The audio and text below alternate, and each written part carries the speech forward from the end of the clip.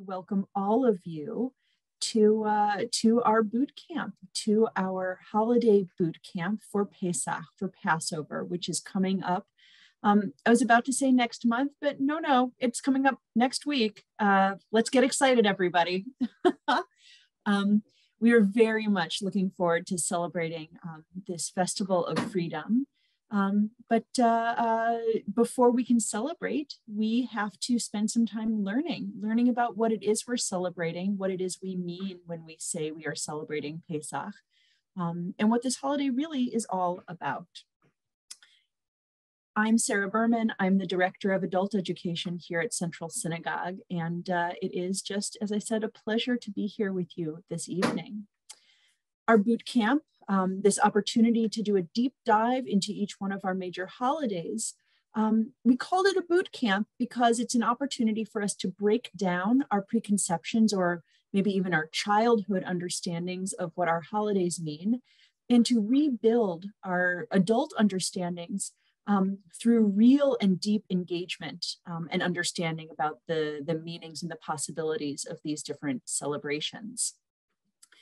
This is an interactive evening, and while you will not be able to be unmuted here in our Zoom room, those in our Zoom room are welcome to ask questions in the chat. The chat feature is enabled so that you can ask questions that our host will ask our guest tonight. Our host and our guest. Our guest this evening is Rabbi Dov Linzer, the president and Rosh Yeshiva of YCT, Yeshivat Chovevei Torah Rabbinical School. He has been Rosh Yeshiva for over 20 years, and he became its president in 2019, assuming both the institutional and the Torah-based leadership of this seminary, this liberal Orthodox seminary. In this dual capacity, Rabbi Linzer has set the vision for YCT as a center of Torah and Torah leadership with an amazing team of colleagues and partners, and with them, he oversees its growth, reach, and further development. Rabbi Linzer is an acclaimed Torah and Halakha scholar and has been a leading voice in the modern Orthodox community for over 25 years. He has published over 100 teshuvot, responsa, as well as scholarly Torah articles, and he hosts a number of highly popular and approachable Torah podcasts, including The Joy of Text and our favorite Parsha in Progress with Abby Pograbin. Abby is our moderator this evening. Abby Pograbin is a former president of Central Synagogue and the author of 3 books, including My Jewish Year, 18 Holidays, One Wandering Jew, which was a finalist for the National Book Award. Abby moderates public conversations for the Stryker Center, UJA, the Manhattan JCC, the Shalom Hartman Institute, and for Central Synagogue, including 2 recent programs with representatives Jamie Raskin and Richie Torres. She can also now be seen on her own interview show on JBS, In the Spotlight. And now it is my pleasure to spotlight Abby herself to begin our program. Thanks for being here. Thank you, Rabbi Berman. It's great to see so many of you on the eve of our Matzah Marathon. And welcome to my friend and sparring partner in all things Torah, Rabbi Dov Linzer. Dov and I go way back. We were actually at a conference together, my gosh, I think 2012, Dov. And we kind of disagreed on everything and became fast friends. We come from very different ends of the spectrum Jewishly, which is what I hope will make this a little bit interesting tonight. But I just want to say before I welcome him more officially that I hope that part of what we do today feeds all of your seders in terms of discussions. I'm sure you all have your game plans and your Haggadot plan, but I always find, as I'm sure many of my fellow congregants do, that whatever is happening in the world feeds what happens at the table. And I think Dov is uniquely positioned to make us think, to challenge us about some of the ideas we take for granted. But I will just say, not just as a friend, but a fan, that Dov, for all of his orthodoxy, and he is strict, is also as egalitarian and open to kind of the modern takes on our Jewish life as anyone, and he does it thoughtfully and beautifully. And I think an example of where Judaism can go for the future. So welcome, Dov. That's my monologue. You can speak now. Oh, thank you, Abby. That was so beautiful. And next time I'm feeling down, I'm going to have to play that back. So it's really been... That's the end of my kindness for the hour. I got it. Well, I will just say that one of the things I really love about our friendship is that we challenge one another. And I think that we listen and reflect about our own assumptions. And it's always been a fun and a learning process when we talk. Thank so you. I'm really thrilled to be able to do this. And thank you. So let's dive right into some controversy. When you and I were doing the podcast, which for anyone who ever wants to listen back, we covered the entire Torah in 10-minute conversations, every parsha.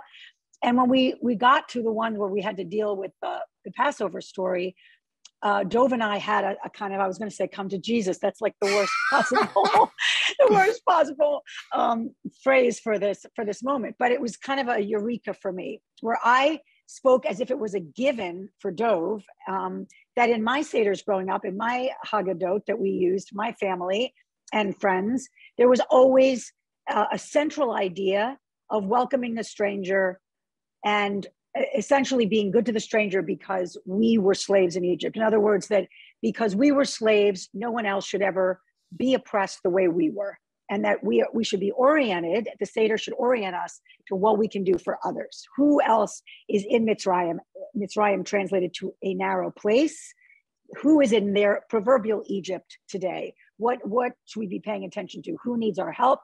And Dov was surprised by that because he said there is a line in his Haggadah that is kind of the crux of at least his childhood Seders. And I'm going to let you now explain what your orientation was, Dov, and then we can talk about where we kind of came up against kind of a different ideological frame.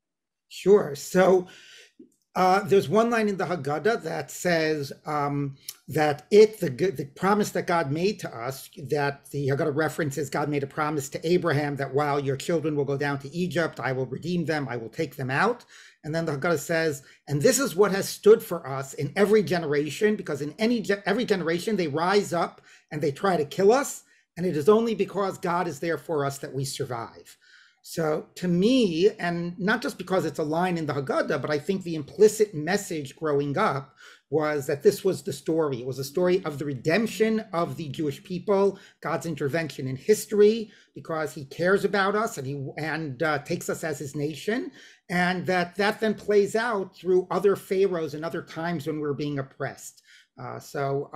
And the idea that, yes, we're supposed to learn from the Exodus about caring for the stranger, loving the stranger, I think might have been realized in the abstract, but it was never the theme. And so just if I was going to boil that down, and maybe it's simplistic, you can tell me if it is, but there is a timelessness to anti-Semitism. They wouldn't have called it then, but that essentially part of the Seder orientation that you grew up with is be on the alert because the enemy is always there. And thank goodness God is going to deliver us no matter what happens, but the enemy is lurking. Is that a fair account? Absolutely. And the opening of the book of Exodus is that Pharaoh says, behold, the Jewish people have become too many for us. And he's the first person to espouse this sense of the fifth column and there'll be a threat. He actually uses terms that speak about them like they'll scatter like animals. So it's actually easy to see that as the first anti-Semite. And that anti-Semitism is always a threat throughout history. And it's only because of God that we survive. And that was written, I mean, you can kind of anchor us as to the chronology of when the Haggadah actually was put on paper. But wherever it was way before a lot of persecution that followed. So one could say that it was a prescient core teaching. Am I right? Is this something that you would say became highlighted over the course of generations, or was it there from ancient times? Yeah, that's a good question. The core of the Haggadah is already in the Mishnah, which is a 2nd century text. I mean, at that stage, they were all oral, and then pieces developed over the years. I don't know when that piece came about, but I think it was relatively early, probably 5th or 6th century. there was some, serious oppression at the time, particularly the Hadrianic persecutions. We read about that on Yom Kippur, the 10 martyrs, and so on. The oppression that led to the story of Hanukkah. But yes, it was way before the Crusades and and that whole history of oppression. One of the things that I thought about since we've had this discussion is the question of empowerment and privilege. The Torah emphasizes the message that you were taught. The Torah constantly is saying, remember you came out of Egypt, there, you were a stranger, you should be kind to the stranger, you should know what it means to be a stranger. Exactly that is the message that resounds. But that's when the Torah is anticipating that we'll enter into the land of Israel and make our own nation and country, and we'll have the power. And most of our history has been when we've been disempowered and under the control of foreign nations, and we don't almost have the luxury to worry about the stranger. We have to worry about ourselves and about the power others have over us. And I wonder if it's only like in recent years, as Americans with most of us high socioeconomic standing, recognized as equal citizens, that we have almost the luxury to think outside of ourselves and to think about the broader world and the stranger and those that are oppressed. Well, you pushed me because I think since we've had these conversations, I think about, well, look what's happening right now. We've seen a spate of terrorist attacks in Israel. We've had more anti-Semitic attacks in the last, I think, 4 years than in 40 years of the ADL, tracking anti-Semitism and anti-Semitic attacks. So, I'm feeling like maybe I've had this very well-meaning and frankly other-directed Seder, and I'm proud of it, and I'm going to stick to those values. But I've kind of been a little bit naive about the reality that the Seder is reminding us, which is that we also have to essentially, I don't want to say be on our guard, but not get complacent. What do you? Can you? Yeah. I know you sometimes hesitate to over contemporize these messages, but I think we're all grappling with this moment right now in terms of what we're seeing play out. Yeah, I totally agree with that. And I think, it's along the lines of what I was saying, that when anti-Semitism was not a present concern and we could speak about, here we are, we're recognized as equals in society, we're not worrying about anti-Semitism, then it's easier to be outward focused. And that, I think, was a challenge to the Orthodox community. The Orthodox community tends to be very inward focused. And I think, again, as certainly a segment of it has been more, the modern Orthodox, more connected and caring about the larger world, then it's how do we bring that in an active way into our Seder? And now what we're seeing now is our sense of challenging that sense of security. So maybe that's a little bit what you're reacting to, like we got to pay more attention to that element.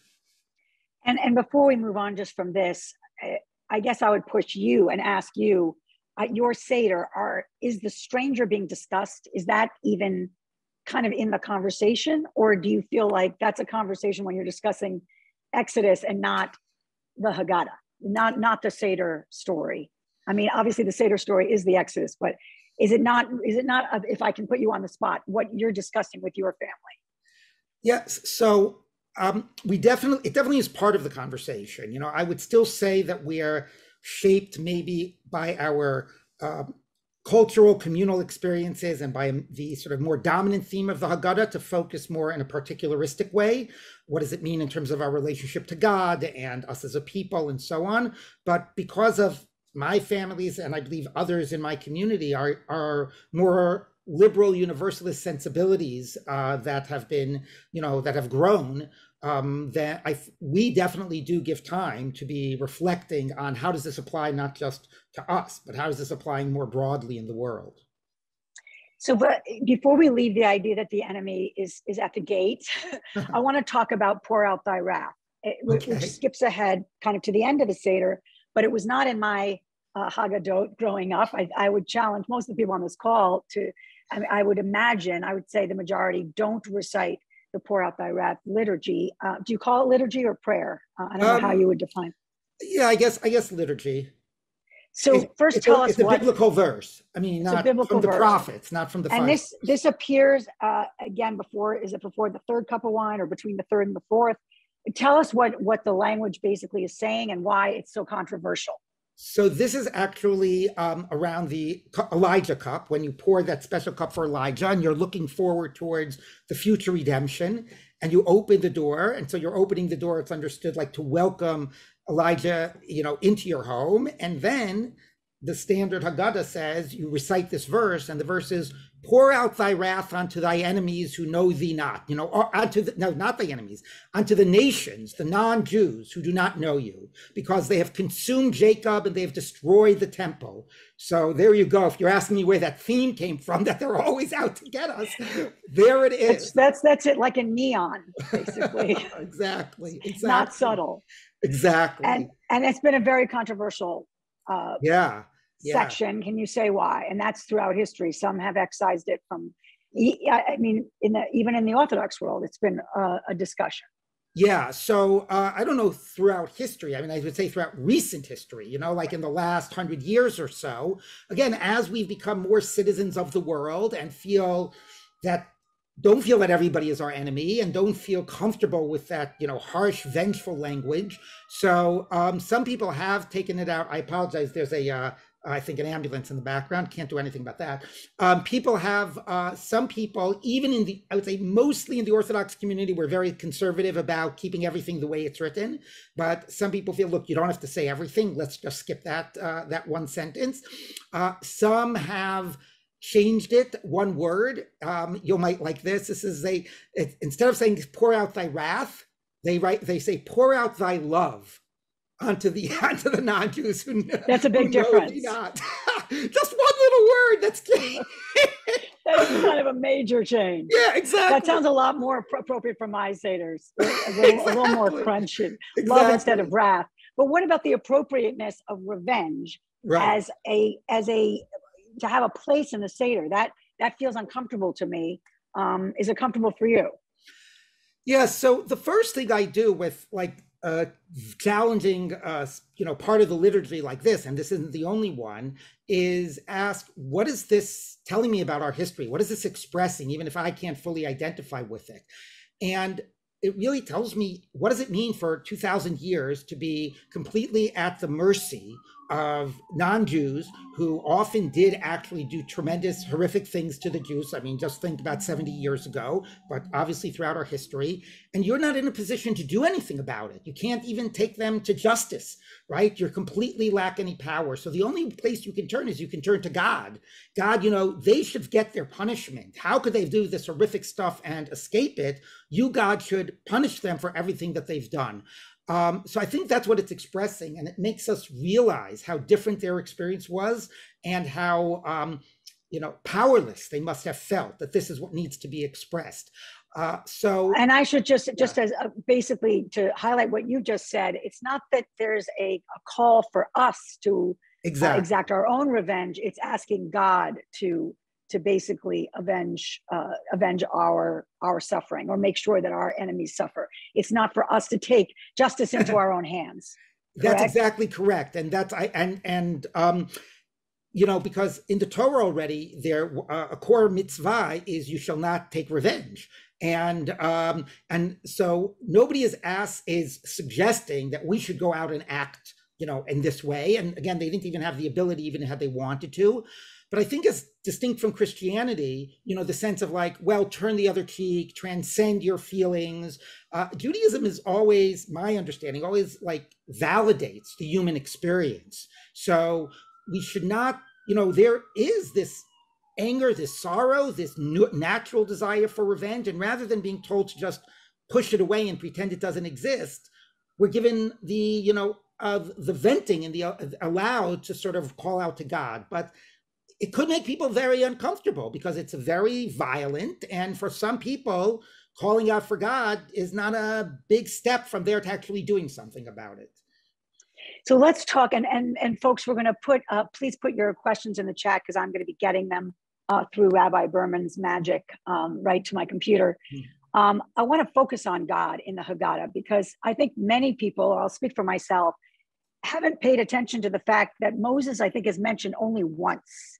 That it's really God is the focus in terms of who delivered us from slavery, who took us out of Egypt. And that was very conscious on the rabbi's part. So can you just give us a sense of why is God getting most of the emphasis here as opposed to the human? Yeah, so there's actually no explicit rabbinic text that reflects on this, so we all have to speculate. But I believe that the repeating theme of the Haggadah is God as the one who saves us throughout history, as I said, and who saved us then, and the sense that of our gratitude and dependence on God, and constantly reinforcing that. So once you bring in the particular characters, it's like, oh, well, Moses did it, and what about the midwives and how everything they did, and a little bit, sure, God was sort of there, but it somehow distracts from that central message. Now, the downside of that, I would say, is two downsides, and I don't have an answer. I just want to acknowledge it. One is story is a lot less interesting when you don't have colorful characters. If you only have one character, God, or the generic Jewish people, Israelites, like the whole story is so rich, Moses and Aaron and, Miriam and all of that. And it's also very disempowering in terms of what lesson we're learning, which gets back to our earlier discussion. Right. So if you speak about, yes, look at the miracles God did, but look at what Moses did and what Aaron did and what everybody did. It's like, oh, so God actually works throughout history with our own initiative. And as we're also standing up and we're taking action, maybe that's the lesson we should learn. To me, that's a lesson I identify with. So I think it's a real loss that in the desire to emphasize what God has done for us, it's a less interesting story, and it sort of removes a sense of why we should be more actors in our own fate and in our own history. And why, I know when we say the rabbis or the sages, it's sort of general, but why was there clearly was a decision made to sort of downplay Moses? Right. So can you just help us understand what would have been the kind of theological underpinning of that? Well, again, speculate if it's not. Yeah, no, I think it's what I just said. Again, there's no explicit text. I will say it's interesting that it's so starkly different than the Torah. The Torah constantly is mentioning Moses. It's like in some verse it says, that all the miracles that the Lord has done that the Lord did through Moses. So, so it like throws Moses in. And I really think it's just, they just wanted us to say, this is the foundational story of redemption. Moses is not going to be around in other generations. The only one who's going to be around throughout the generations is God. And you are constantly going to have God there for you. So that's, I think, what it was about, but with the costs that I mentioned. And when it comes to the story that we tell, there's a central part of all of our seders is the Magid. It's the telling of the story. When I researched Passover, I realized how confused I was about, it's not that the Exodus story is literally like cut and pasted out of the Torah into the Haggadah. And it doesn't actually feel even chronological the way that it's placed. So can you just help us understand, how does the Exodus get married with the Haggadah? Like, what are we reading in terms of chronology and story in the Haggadah itself, in the Seder itself, as it relates to the Torah rendering of us coming out of Egypt? Yeah, so it really is a little shocking when you realize, like, you don't even realize when Magid is starting. There's all this preamble and the questions, and maybe you should have said it from the beginning of the month. Like, and when are we actually telling the story? And then the story isn't so spelled out. So I think first to understand. So first of all, you're affirming my confusion. I'm not alone. Absolutely. I'm not the only confused Jew at the table. Yes, and when we tell the story, which I'll get to in a minute, we don't even tell it straight. We have all these constant interruptions. So there's like a one sentence somewhere in the middle buried where it says, originally we were idolaters, and now God has redeemed us, and now we serve God. That's sort of the story told in terms of the theological, relationship to God. And then we read another passage that comes in the end of the Torah. It's actually a passage when somebody brings their first fruits to the temple, and they say in one paragraph a distillation of Jewish history that led to them being in the land. We were slaves in Egypt. God took us out. God brought us into this land. And now I'm bringing these first fruits, and I thank God for the land. And we use that tiny text, and then we take like every word of it and as an opportunity to expound upon what that teaches us about our time in Egypt.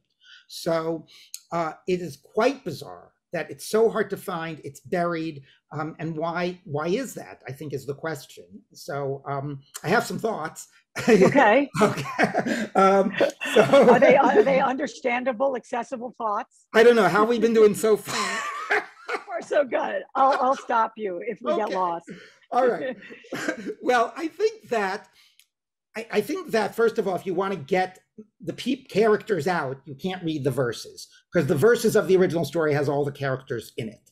By not having all of that story, besides keeping those characters out, you also do create a possible opening for discussion. If you had to read the whole story, like read a little mini novel at the Seder, it would be very colorful and detailed, but where's your opportunity to bring yourself into it and to start reflecting? I wonder what happened there, and I wonder what that means. There's almost too much text. So the goal, now I don't think we succeeded, but the goal was to take like 5 verses and say, now just spend your time opening these verses up and reflecting and discussing. But that gets lost in all the other texts. So then it just becomes another thing to recite. So do you suggest, I think I've done this certainly, is sometimes just sort of put the books aside and let's just talk about the story?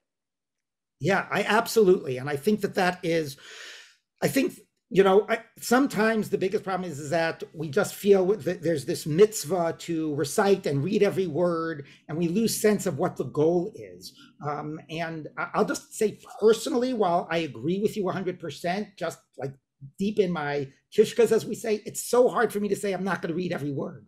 So I sort of read stuff fast, so I just have read every word, but then focus on opening up the story. I think that's critical. I think we really get buried in all the words. Great. I don't relate to that problem, but I respect it. I actually created something when the kids were younger called Speed McGee, which is kind of like almost like a game show, which just, I'm happy to share it with anybody, but it just makes everyone stay on their toes and realize, like, do I know what happens A to B to C? It's like, it's kind of fun. And I'm sure, Dove, you don't need my Speed McGee game, but others might enjoy it. Can I just tell you what happened? Sorry, can I tell you what we did in my house about to make things a little more lively and engaged? Well, first I have to tell you a common experience that people have in the Orthodox world, because we don't start the Haggadah until it's totally dark outside. So that means like 8 p.m. And then you have these kids and people haven't eaten all day. So the constant refrain growing up at my family's Haggadah was, anybody wanted to have a discussion, it's like, keep it to the meal. We'll discuss it at the meal. We got to get through that. So the whole point was lost because everybody was hungry and tired. But anyway, right. So what we did in my family, my wife and my kids, which is what I remember of all the years, is when we got to the story about the plagues and when it really was colorful, we stopped and we put on a 20-minute play. Each of us took a part of the story and we played it out, and that was the most powerful part of the Haggadah. And I have to tell you, I have 2 boys. So between me and them, we had Moses, Aaron, and Pharaoh. But, my wife, she couldn't play a man's part because she was a woman and they're very, rigid that way. So she got to play God. That's fair. Having her as God, that was fine. Not as Moses, but as God. I will say that Rabbi David Ellenson, who was head of HUC as president for a number of years, when I interviewed him and his wife, who's also a rabbi, Jackie Ellenson, they put the younger kids in the middle of the room with tables surrounding the children. So they're like in Mitzrayim, they're like stuck for the whole Seder. They can't get out and eat until the play is over. I want to talk about you and I, when we were prepping for this, you kept emphasizing that line, each of us should see ourselves as if we personally went out from Egypt. And whenever I read that in the Haggadah, I kind of go, okay, I don't really get that. I don't really understand how I'm supposed to personalize the Exodus for myself. It feels almost, chutzpahdik to put myself in the story when I wasn't an Israelite. I wasn't in that extremist. So just how would you sort of suggest that we actualize that idea? And why is it such an important one? Yes. So I think you're absolutely correct to try to you can apply the lessons, which is what you spoke about before. How does this relate to my life? But to actually imagine yourself, people really need a very powerful imagination to be able to do that. And even then, so it's interesting that Maimonides' version of the Haggadah has one different letter. The Hebrew is lirot, to see, and he has leharot, which means to make seen or to display, to show.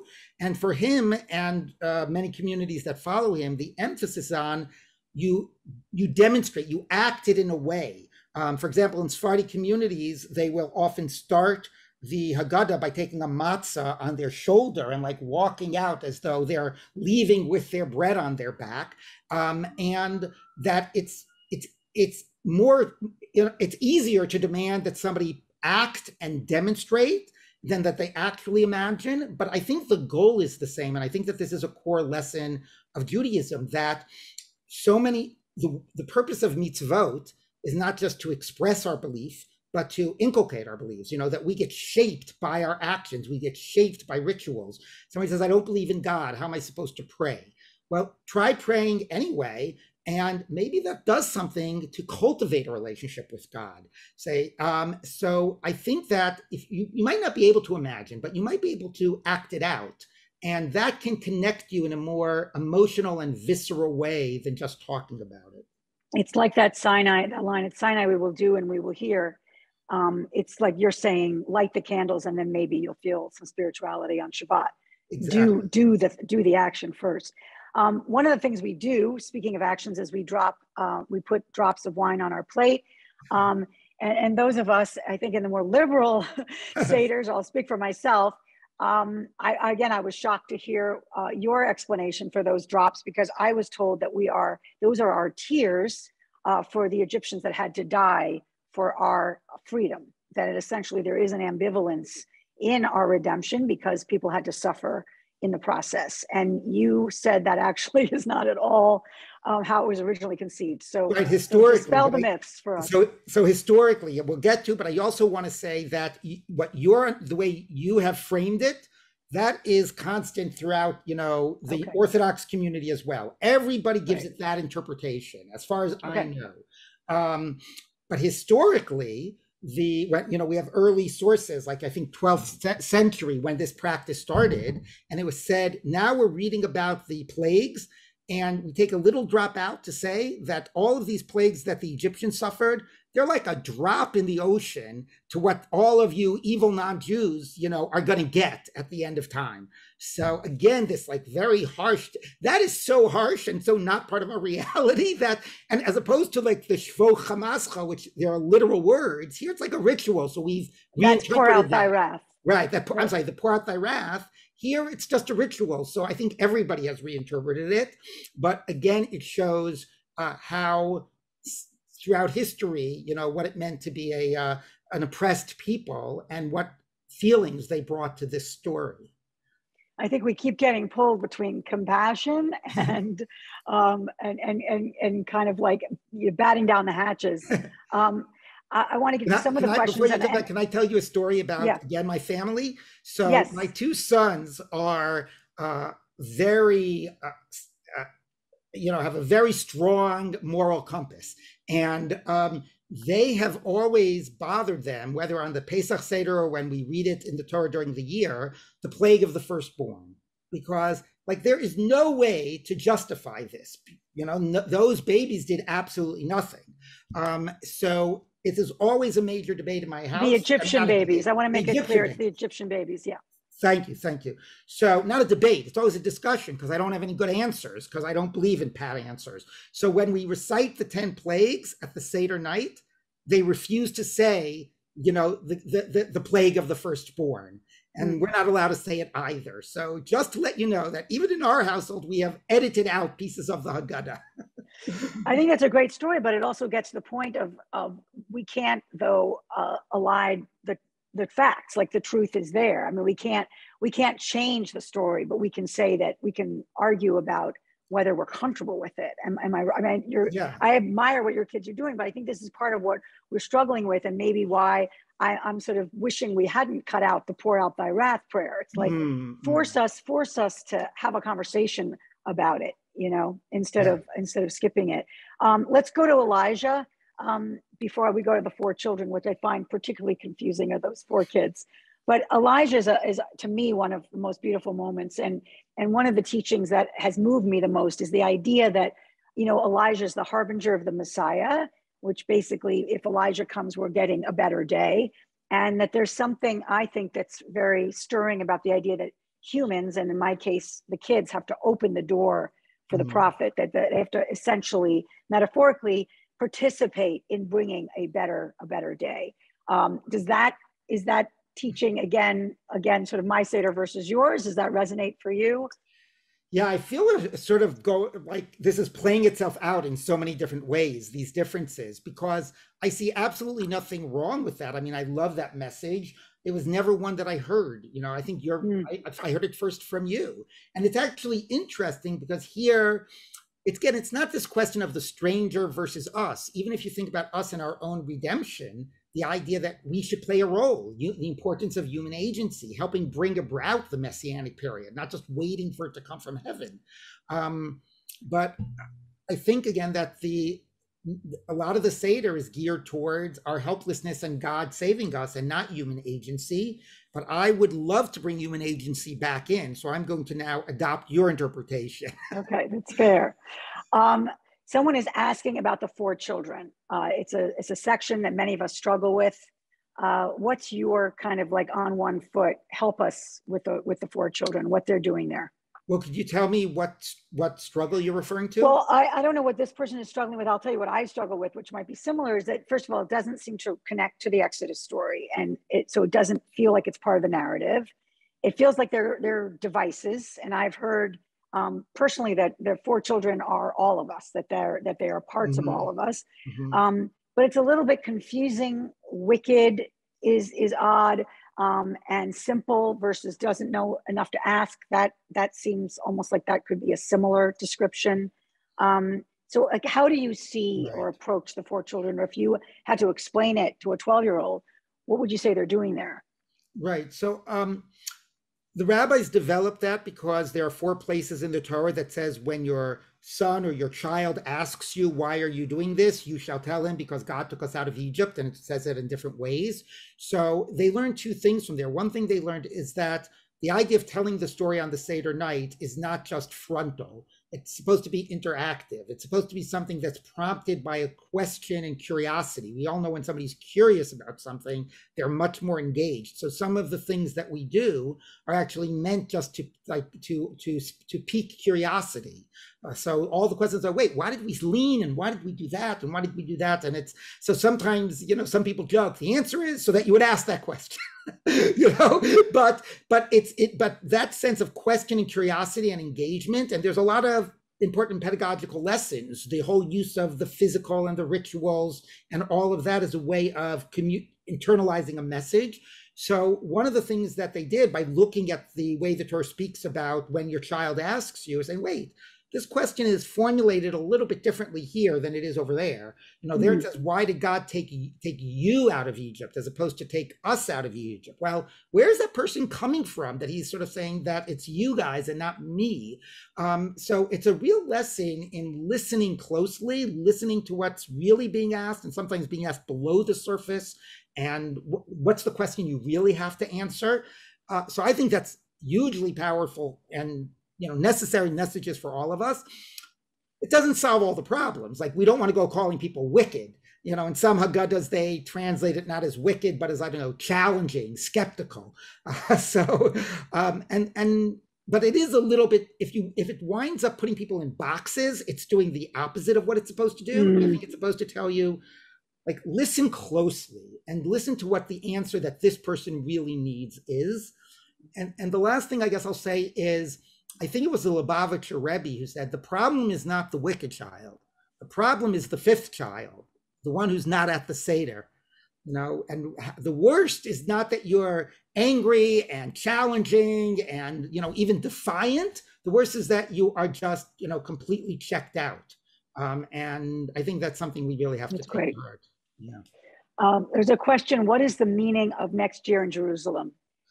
It can be controversial for some Reform Jews, says this questioner. Yeah. So, I mean, that touches on a major issue, right? Which is the question about the centrality of the temple and how comfortable we feel with that, the whole idea of animal sacrifices. I will say that even in the Talmud, there was a debate about sort of what's the arc of the story. Is the arc of the story that we went into the land and we had the temple and now we're in exile and then we're going to go back, and that the ultimate redemption is being in the land with the temple? Or is the arc of the story God redeemed us, we're free people, God gave us the Torah, maybe brought us to the land, but the temple is not part of the story at all? So there actually is that debate. Next year in Jerusalem clearly sides with the first one.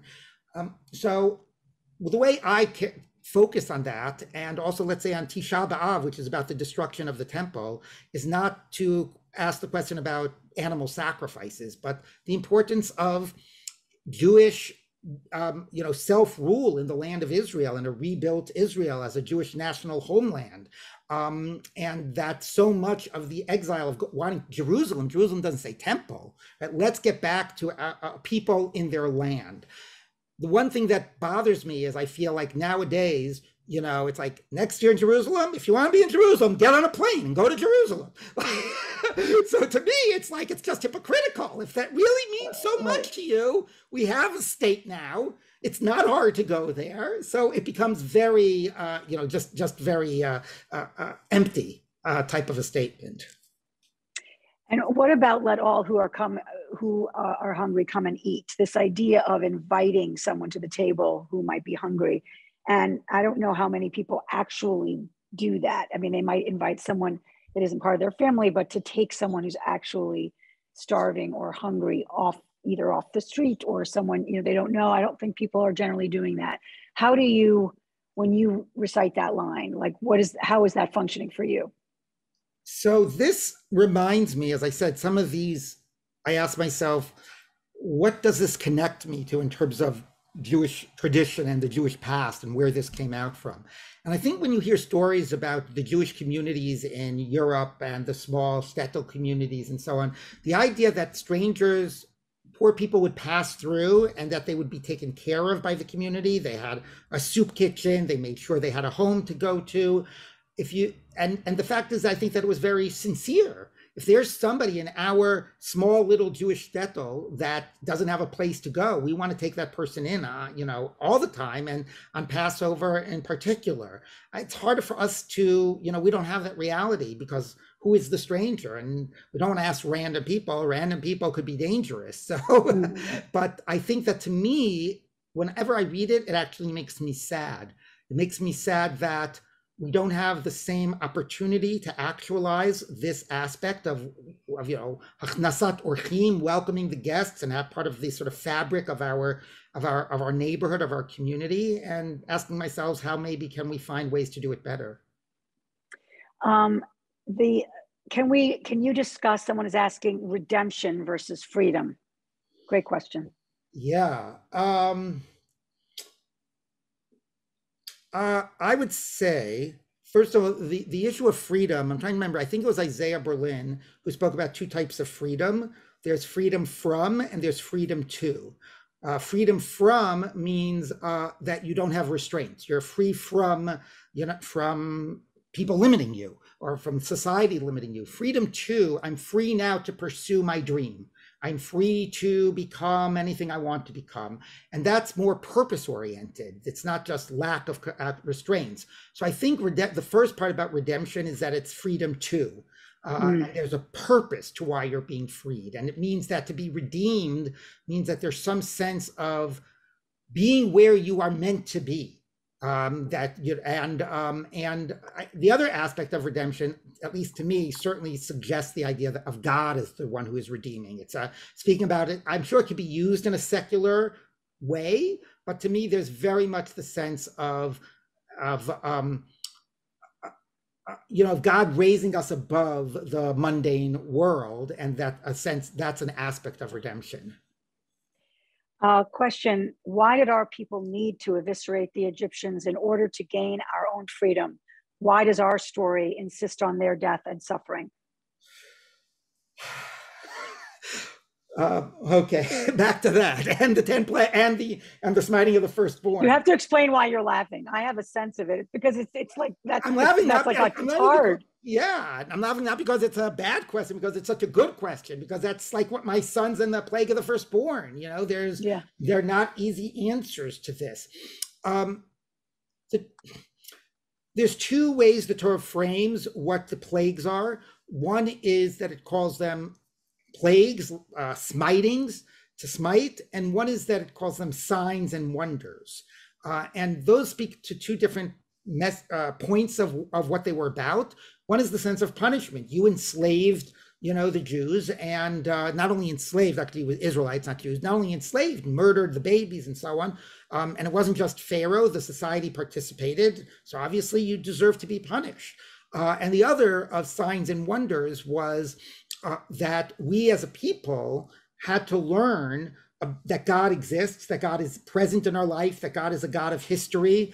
Now that you could say, why did that have to be at the expense of others? But I'm not sure we can't identify with the first part. I mean, think about Nazi Germany, and it's, that's what's that rule about the internet? Like it takes 3 derivations of a conversation to somebody to cite the Nazis, so or the Holocaust. But here, I'm very much mean it sincerely. I mean, how do we feel, especially that?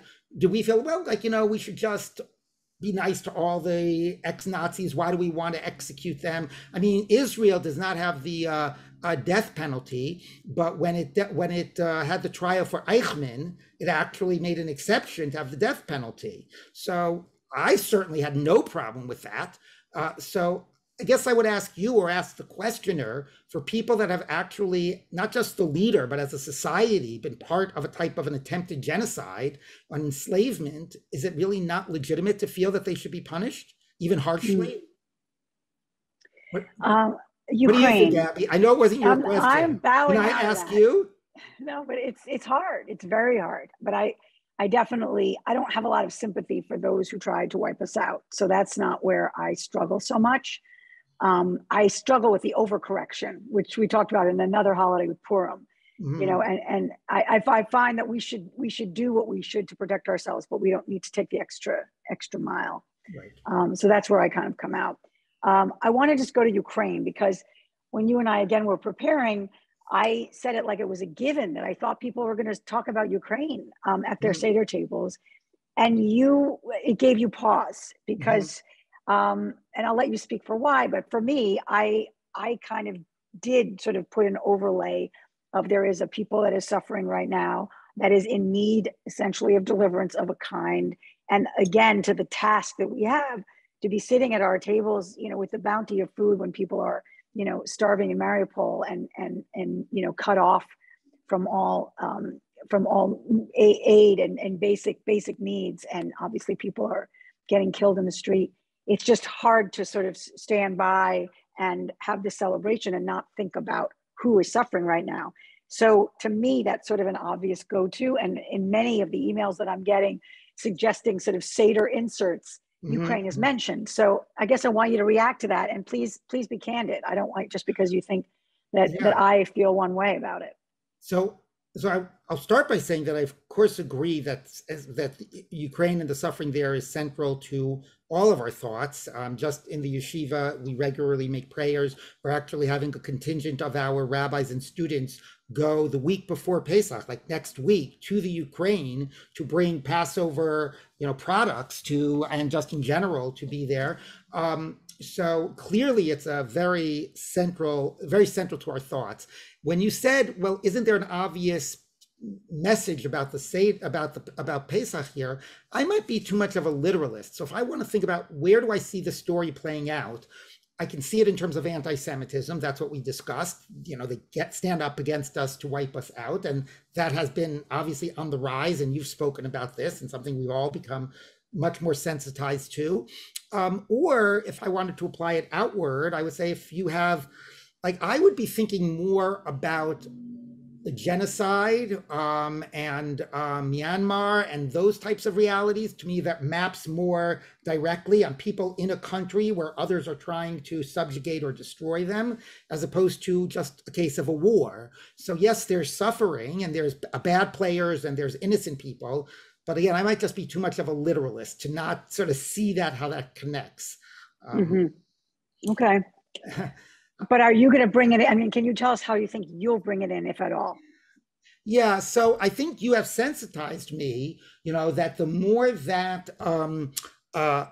caring for the stranger and caring for the other, not trying to make it the Passover story. I don't think the Ukraine is the Passover story, but in terms of the core value of caring what is happening to the other, even as you're sitting comfortably. So here we are in our comfortable, living rooms, doing well for ourselves and imagining as if we were slaves and imagining suffering, and we're actually seeing suffering. So that I think I really appreciate you pushing me out of the story and into that core message to think in terms of that. So I will definitely be, we learn from one another, Abby. It's the great thing of whenever we talk. So I will definitely be bringing especially when we argue.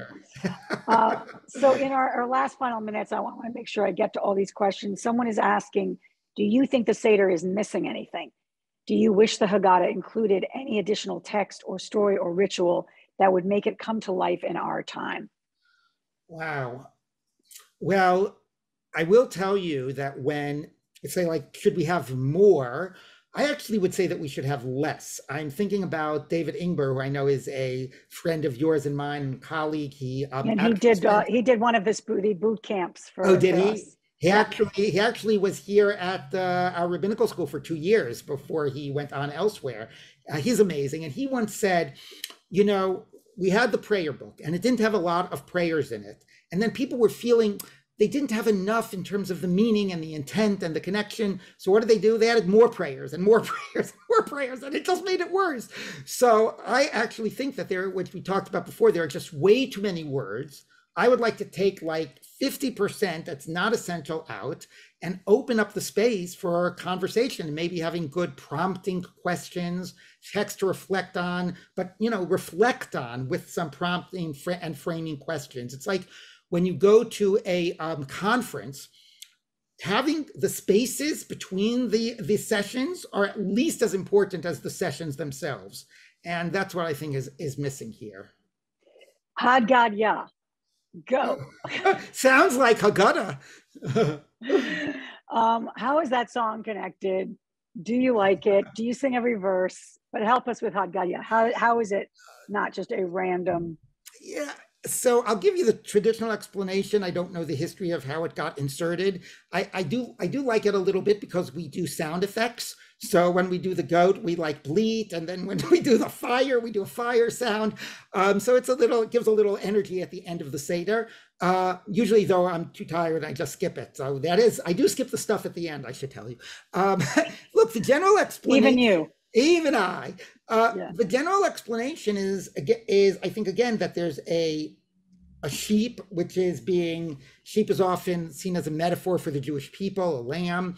It's a goat actually, excuse me, not a sheep, but and it's being destroyed and beaten, and then the oppressors, bad things happen to them, the cow gets slaughtered and so on, and ultimately God, metes out the final justice. So to me, not the message to be ending with once again. Okay. So the Broken Matzah. You just invoked David Ingber, and I just remember him saying that it's only when we break that we grow. And he talked about sort of the importance of seeing the matzah as kind of a path to, I don't know if self-actualization is too highfalutin a word, but that we kind of need to go through, it's like blessings of a skin knee. You need to break in order to kind of discover your strength, see how, to take your knocks in life. And in other words, there's going to be hurdles, and that the matzah is kind of, obviously it was the hugest hurdle of escaping and not having time to bake bread. But the idea of brokenness, it was a question here, and I have it myself. How does that play out for you, or how would you help us think about it? So I do think that brokenness is often a important theme that comes up. Like if you think about the breaking of the glass under the chuppah, and that is so. the original framing, and this gets back to questions of the temple, is how can we be fully joyous when the temple is broken? But now we've put the temple aside, and like in recognizing that the world is broken, and as we begin a life together as a family and to wanting to build a family, what's our responsibility to fix the brokenness in the world? And I think that I really appreciate, I mean, I can give you the Talmud's explanation of the broken matzah. The Talmud's explanation is that it represents the poor person's bread, and a poor person never has a full loaf. A poor person, always puts stuff aside, never gets a full loaf. Part of the power of the matzah, I should just mention, is that the matzah has two opposing symbolisms. At one place, it's called poor person's bread, and another place it represents the redemption, because we were redeemed so quickly we didn't have time to break the bread. And am I right? It's like, this is the bread of affliction. This is the bread of our freedom. Exactly. And thinking about about how one transfers into the other. But I certainly appreciate the idea, particularly about a Seder that's all about, the pain and the suffering in the world and the brokenness, and thinking about us owning that and what we can do about that. So the final question, Dov, is you wrote last year, I don't know if it was Drash or it was one of your great mailing list Parsha commentaries of the week, but you wrote about Passover. This was again 2021. You encouraged us to ask a question about narrative at our Seder tables. And you wrote, as Jews and as citizens of the world, what is the story that we tell? Where is the Torah and our humanity pointing us? What is the ending that we see in the horizon? And how can we play our role in moving towards it? So I would just love you to reflect a year later on those words and how they might resonate for us today.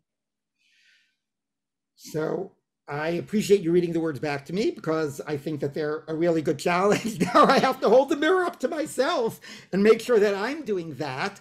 I think it ties in very much to what we were discussing before about what's the core message. But I think the point I was trying to make there about narrative goes beyond what's the value, and it says what's the story we tell, because if you tell a story, you're shaping the meaning of your life and of your history and of where you want it to end, where you want to be going and moving it.